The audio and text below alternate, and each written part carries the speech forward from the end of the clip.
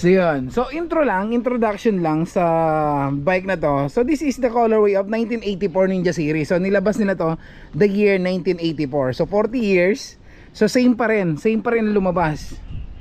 So ayan na, linawin ko lang. So hindi ibig sabihin si Kawasaki is 40 years pa lang sa industry ng big bike. So si Kawasaki since 1960s pa, early 1960s or 1800 si Kawasaki brand. Pero nung nag-jump sila sa motorcycle, 1960s na sila nag-start. So this one, the colorway is 1984.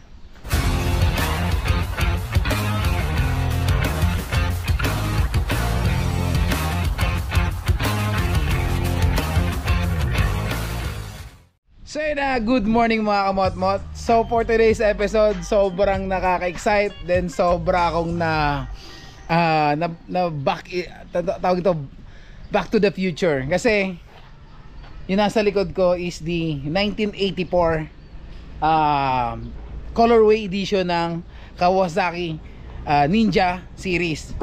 So yan, sa madaling salita, this is the Kawasaki ZX-R 2024 40th anniversary. So ayun, special to kasi nakawasaki ko lahat. Pinagandaan ko to yung episode na to. Okay, so tara, tingnan natin, himayin natin at ikutan natin yung the 2024 or mas kilalang 40th anniversary ng Kawasaki Ninja Series. So yan mga kamot-mot, so nakaka-excite, i-content. So walk around ko muna, then pag-usapan natin yung mga specs, details ng bike, lalong lalo na sa colorway. So ang ganda, stunning colorway. So wala ko talagang wala akong masabi kundi wow, ang ganda talaga, grabe. So yun, so introduction lang sa bike na to. So this is the colorway of 1984 Ninja Series. So nilabas nila to the year 1984. So 40 years. So same pa rin lumabas. So ayan na, linawin ko lang. So hindi ibig sabihin si Kawasaki is 40 years pa lang sa industry ng big bike. So si Kawasaki since 1960s pa, early 1960s or 1800 si Kawasaki brand. Pero nung nag-jump sila sa motorcycle, 1960s na sila nag-start. So this one, the colorway is 1984. So nilabas nila yung mga Ninja series nila. So ganito na yon. And also additional ko na sa inyo, hindi lang yung Z6R yung may ganitong colorway. So meron din 10R, 25R, 4RR, and this one is the 6R. You know, ZX6R. So ayan. So bago ibigay sa inyo yung specs, ibigay ko muna yung mga details kung paano nasabing ito pa rin yung colorway nung 1984. Unang-una sa tank. So yung colorway ng tank, meron silang two-tone, the blue white and the lime green. So same yan, 1984 design yan, as in lahat. Nakikita nyo, yan, sa picture na lalabas. Yan. So yan pa rin, di ba? And this one, the logo ng Kawasaki. This old school design. And the lime green mugs, same yan. Yung fender sa front, same design. The lining sa front. Then meron tong 40th Ninja nakalagay na sticker or emblem sa tank. The design ng logo sa tail cowling sa likod, the ZX6R, so same lang. And this one, the aluminum swing arm color nung 1984, same lang to ng so talagang masasabi nating replica. So this is the replica of 1984 Ninja Series.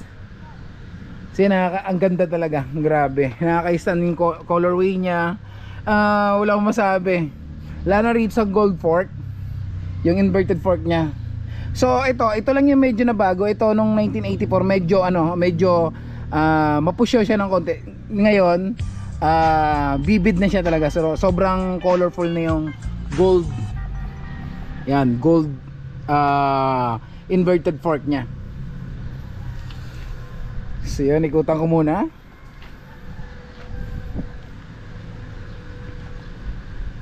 So ito talaga nagustuhan ko sa lahat, yung lining dito, yung 3-tone color. Grabe, stunning bike. And additional ko, limited edition lang to na Kawasaki. Actually, this is the first 40th anniversary na nandito sa Cavite. And makakausap natin yung owner niyan kung bakit ito ito yung bike na nagustuhan niya at paano niya nakuha to. So before that, ibibigay ko muna sa inyo yung specs ng bike. So same lang to ng 2024 na ZX6R. So meron tong 636 cc, inline 4, double overhead cam, 6-speed, 4-stroke FI engine with a maximum power of 124 around 13,000 rpm and 69 newtons of torque around 11,000 rpm. And this bike is a fully loaded bike.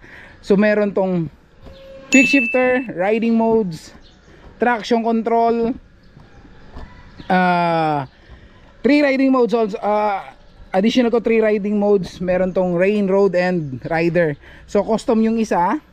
So pwede mong ano yun, personal choice mo. Then ABS both front and rear.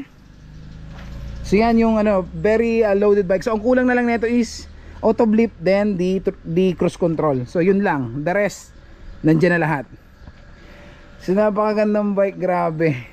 So this one is the new release ngayon na naka TFT na siya. So yung iba kasi yung 2023 or 2022, I think naka-ano pa siya, naka-analog. So this one is the naka TFT panel na siya. So same lang, immobilizer key, passing light, navigation key, hazard, horn, kill switch, then electric start. So adjustable, inverted fork, compression and rebound, same lang, gold fork. And linawin ko lang, hindi siya power ride by wire, so manual pa rin. Sa front, equip siya ng 320mm this diameter, Nissan brake caliper. So yan, Showa inverted fork. Ayan, Kawasaki intelligent braking system, lime green mags. Equip din to ng ano, Diablo Rosso. Ito yung pinaka the best ngayon kasi naka-equip na to ng ano, race tire, Diablo Rosso 4 na 120 by 70 by 17 front tires. So dual disc, Nissan brake caliper. So an additional na lang to. So si owner na lang yung bumili ng ganito. Then the radiator guard. And also sa rear meron tong 180 by 55 by 17 Diablo Rosso tire 4 and 240 disc diameter sa rear. So ABS, so intelligent braking system equipped siya. Siya, napakaganda, grabe. Sobrang stunning. And this one, yung ano, ito talaga na-highlight sa bike, this swing arm since 1984 design. Ang galing. Yun. Hey, sheesh. So detailed, napaka detailed. So stock pipe.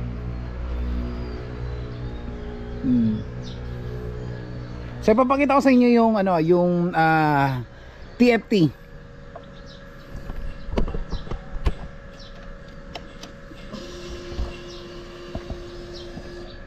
So yan, so makikita natin naka ano siya, naka-hidden.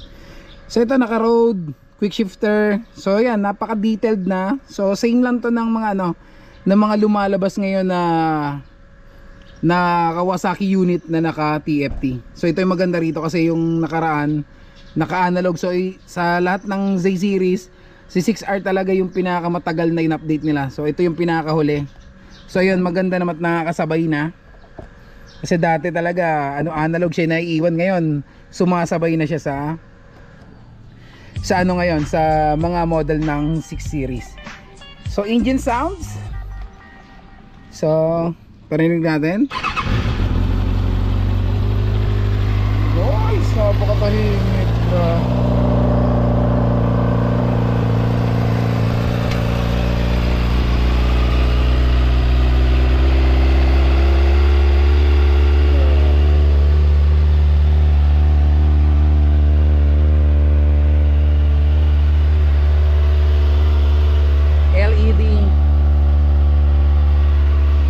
ito napansin ko mas soft compared sa 2023 na ano na model. So ito mas flattened, then mas soft yung foam, mas malambot siya compared sa una. So mas malambot to kung mapapansin nyo compared sa mga unang lumabas.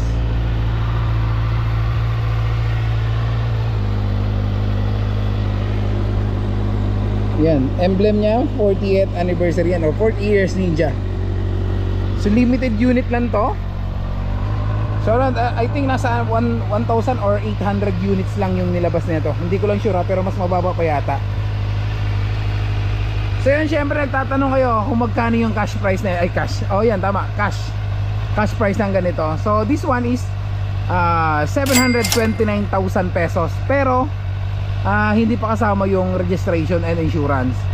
Pero pag kukuha kayo ng 2024, around 707. So mas mahal yung price na ito kasi this is the 40th anniversary ng Ninja. Ang ganda ng kulay, grabe.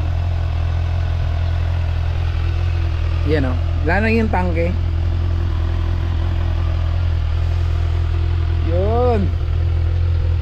Additional ko lang sa inyo mga mot-mot so this full is ano na to, aftermarket, and etong slider sa front, then the radiator guard, then the rest stock yan.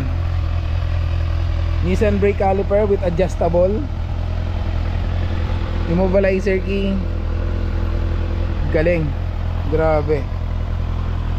So yan yung engine sounds ng Z6R. So pwede tayo mag-grab ng konti.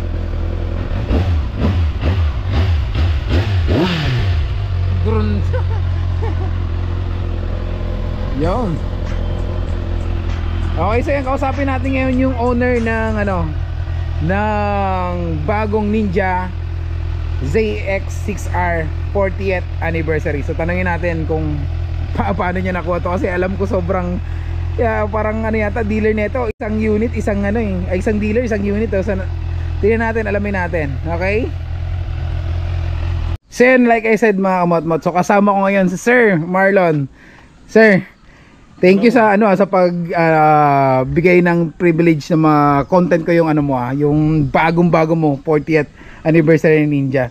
So sir, question ko lang, bakit ito yung napili mo? Actually, pangarap ko rin magkaroon ng pure super sports na motor. Gaya ng 6R, meron ding 10R, di ba? So any of them, gusto ko rin magkaroon. Naka-trainer na ako ng 6R before, but previous model. Pero yung naging deciding factor ko nito, nung nakita ko doon sa EICMA 2023, nung nakita ko nung ni-reveal nila, na in love agad ako doon sa kulay niya. Sabi ko, ganda ng colorway, no? Grabe. Ilalabas kaya ito sa Pilipinas, so sabi ko parang malabo, parang sa ibang bansa. Kasi iba talaga yung mga unit, hindi napunta sa atin, no? Hindi talaga, kasi maraming kulay na hindi pumupunta sa atin, maraming unit din na hindi nakakarating. So nung nakita ko, sabi ko gusto ko magkaroon kahit isa man lang diyan sa 40th anniversary, either 10R, 6R or 4RR, kung ano yung darating. Pero doon na lang muna ako sa gitna. Pero kung dumating yung 10R, edi 10RR talaga, no? Kasi ito yung pinakauna, no? Yung pinakaunang dumating, maaaring 10RR talaga yung 10R pala, wala 10RR. 10RR. So, yun, noong nakita ko sa post ng Top Gear na ilalabas daw sa atin itong 40th anniversary, so kinontak ko kagad yung sales agent ng Kawasaki Imus. Gano'ng kahirap Oo, ang hirap. Sabi nga ni Mrs., sabi ko nga sa kanya na i-order mo ako ng bike na yun. Tapos ngayon, actually 2 weeks in the making bago ko na-acquire to, at hindi ko pa inaasahan na magkakaroon talaga ako. Sabi ko, hanggang ngayon wala pa rin. Sabi ko 1 week has passed pero wala pa rin darating na unit. Bago nung more than 1 week na, sabi ko, palagay ko aabutin ko na to sa pag-uwi ko. Baka next week na to darating. Tapos nung yung sinurprise ako ng asawa ko na nabili na pala niya kasi pinakita niya sa cellphone. Naka-post siya doon, naka-crate pa yung yung unit. So yung kinabukasan, di na halos ako makatulog. Pinuntahan na namin sa excitement. Anong pakiramdam na ikaw yung first owner ng ganitong 40th anniversary ng Ninja? Kasi wala pa talaga na yan to eh. Syempre, Anong pakiramdam? masarap din sa pakiramdam na hindi ko akalain na magkakaroon ako ng ganito. Tapos most probably baka ako nga yung talagang first owner ng 40th anniversary na 6R. So very happy ako na ganun din nangyari. So first time ko nagkaroon ng pure super sport na 6R. Although may mga big bikes din ako, may Z1000R ako, may ZX25R din ako, sa mga iba pang mga motor. Pero yun, pangarap ko rin talaga magkaroon ng ganito. Tapos 40th anniversary. Oh yes, the 40th talaga nagdadala dito eh, no? Ayan. So ano to ano kaya Marlon, sa tingin mo ano to? Oh. Ano ba to sa tingin mo? Pan-display mo lang ba to? O ano? Sa good looks ng motor, siguro in video hindi mo masyado ma-appreciate, pero pag nakita nyo sa personal, mame-mesmerize talaga kayo doon sa itsura niya. Parang yung itsura niya, yung napaka-cool tingnan, ang sarap titigan, parang gusto mo ilagay na lang sa salamin. Iba-box mo na lang, no? Yeah. Ganun yan dating. Ganda kasi ng kulay. Ganda. Nice job, Kawasaki. Yes. So yan, thank you. Thank you. Thank you Sir Marlon sa pag-share ng ng experience and idea mo sa bike na to. So yan mga mod. So there you go. Nakita nyo na yung 40th anniversary Ninja series. So yan, hopefully sana may nakuha tips and idea sa bagong Kawasaki unit. So sa mga gustong malaman yung number ni Ma'am America, so ilalagay ko dyan sa video. Kontakin nyo na lang how to avail. Hindi ko lang sigurado kung meron pang ganito. So as of today or as of now, this is the first unit sa kabitan ng 40th anniversary. So hanggang sa susunod ulit na episode. So this is Aimon, see you on the road. Peace out.